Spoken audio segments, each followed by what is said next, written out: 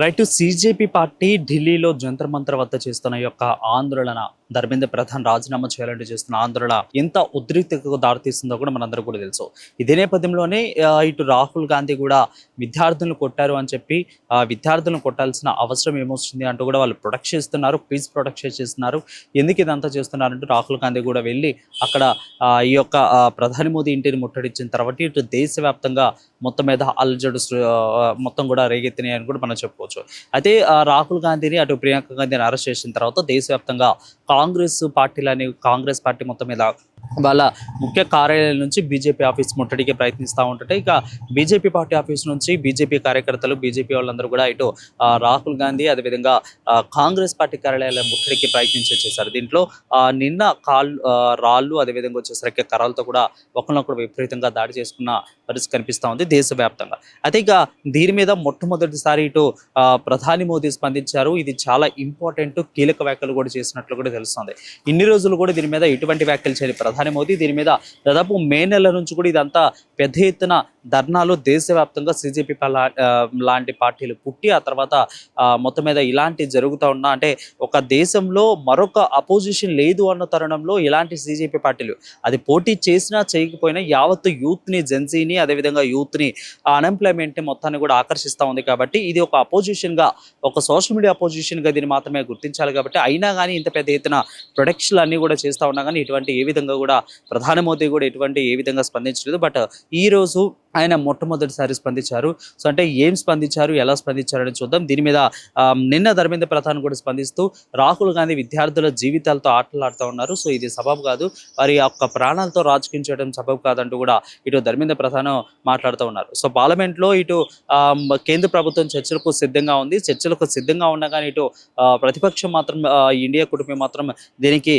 సముఖంగా లేదు అన్నట్లు కూడా చెప్పారు. మొదటగా అయితే వాళ్ళు ఖచ్చితంగా దీంట్లో మేము సిద్ధంగా ఉన్నాము, ఖచ్చితంగా దీంట్లో మాట్లాడాలంటూ కూడా ఇటు చెప్పారు. బట్ వచ్చేసరికి వీళ్ళు కేంద్ర ప్రభుత్వం దీన్ని ఓకే చేసిన తర్వాత అంటే నీటి పరీక్షకు మేము పేపర్ లీక్ గురించి మేము సిద్ధంగా ఉన్నాము అని చర్చకు సిద్ధంగా ఉన్నామని చెప్పిన తర్వాత ఇప్పుడు మళ్ళీ ఇండియా కూటమి దీని మీద 3 ప్రధాన డిమాండ్లు ఇటు ధర్మేంద్ర ప్రధాన్ రాజీనామా చేయాలి, అదేవిధంగా వచ్చేసరికి విద్యార్థులకి నష్టపరిహారం ఇవ్వాలి, ఎవరైతే సీజేపీ పార్టీ నుంచి వాళ్ళైతే ప్రొటెక్ట్ చేస్తూ ఉన్నారో వాళ్ళని కొట్టినందుకు వాళ్ళకి ఒక క్షమాపణలు చెప్పాలంటూ కూడా మాట్లాడుతూ ఉండడం జరిగింది. సో ఈ 3 ప్రధాన డిమాండ్లు ఇక్కడ కేంద్ర ప్రభుత్వం నెరవేరుస్తేనే ఖచ్చితంగా నీటి పరీక్షకు చర్చకు మేము సిద్ధంగా ఉంటాం, పార్లమెంట్కి వస్తూ ఉంటాం చెప్తాం జరిగింది. సో దీని మీద ప్రధాని మోదీ అసలు ఏం మాట్లాడారో ఒకసారి మనం క్లారిటీగా చూసుకున్నట్లయితే మన యువత సంక్షేమం భవిష్యత్తు కంటే ముఖ్యమైనది కూడా ఏది నాకు లేదు అంటూ కూడా ప్రధాని మోదీ ఇక్కడ మాట్లాడారు. అంటే యావత్తు భారతదేశం మొత్తం మీద ఆ యువత భవిష్యత్తు అనేది ప్రధాని మోదీకి చాలా ఇంపార్టెంట్ అంటూ కూడా